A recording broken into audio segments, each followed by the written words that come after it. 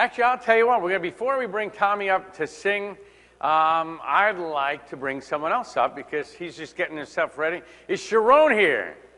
Come on down. I need a microphone, Mr. Brucey. She has it even better. Okay. Come on. You have a microphone? No, we don't. We have a mic, I think, from the side here.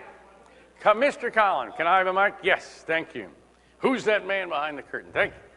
Okay, here's a mic for you. This is Sharón Wyeth, and she is a wonderful volunteer. In fact, I'd love to just say thank you. Please give a round of applause for our volunteers. Bruce, who you've seen, and we have tons of amazing people we'll bring up, and Sharón is one of them. And I just wanted to say hi, and you are have an amazing background. And you are a namesmith expert. Just tell us about that for a second. I am a Neimologist. It's called from Neimology science. No, it's closer to your mouth. That's all. Okay. There you go. Better. I invented Neimology science, which is a way of analyzing people's names so you know all about them.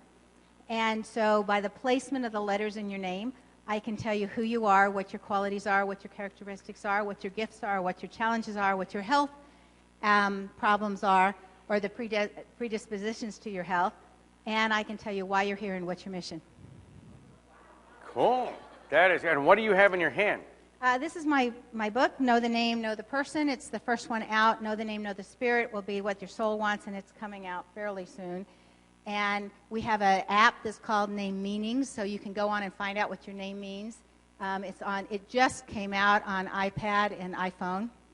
And so you can get half of your first vowel for free, and it lets you know how much information sits in just one letter, and then it's 99 cents to get the rest of your first name.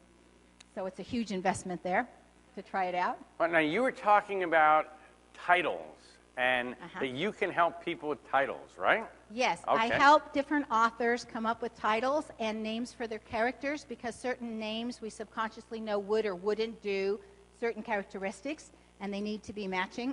And when you need a book title, it needs to say on all levels what you want it to say. For an example, Laura's book, she came up when I saw, her book title is What Would a Wise Woman Say? I loved it when she showed it to me because the W in my system stands for wisdom. So when you look at what would wise women say, it's all that subconscious wisdom, wisdom, wisdom all the way through, so you're getting it on many levels, that what she's trying to say in her name. So I thought, great title for her. And that's why everybody walks by and goes, great title, because it hits us on every single level. And so when I help people with book names or business names, okay, we try to get a name, or we do get a name, that literally will hit somebody on all levels, because you want to speak on all levels.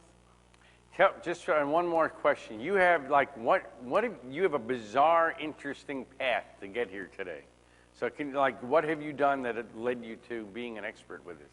With this, I have studied or started putting the patterns together. I am a math major. I'm a math professor. I teach college math. And my brain is thoroughly trained in patterns. And so in the 7th year of teaching, as I started to make a seating chart, I realized that my brain was saying what it normally does once I know the kids.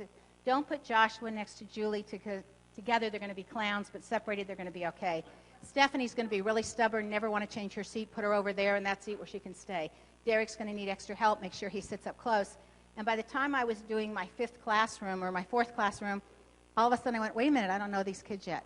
What am I doing? I'm doing the same thing I do once I know the kids. And so after I got over my guilt of making assumptions about people, I said, okay, I want to know what my brain picked up subconsciously in a pattern and see if it's accurate.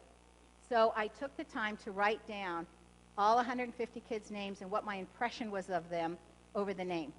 And then I said, okay, I'm going to put it away until winter break, and I want to see who the kids are for themselves.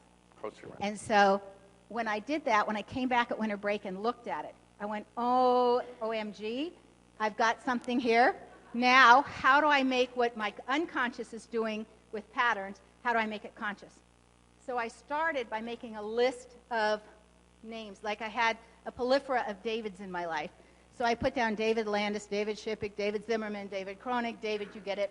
And then I said, from my observations, what's all the adjectives and adverbs I can think of this David, and what about that one, and what about that one? And then I went across and said, what do they all have in common that has to be in the name David?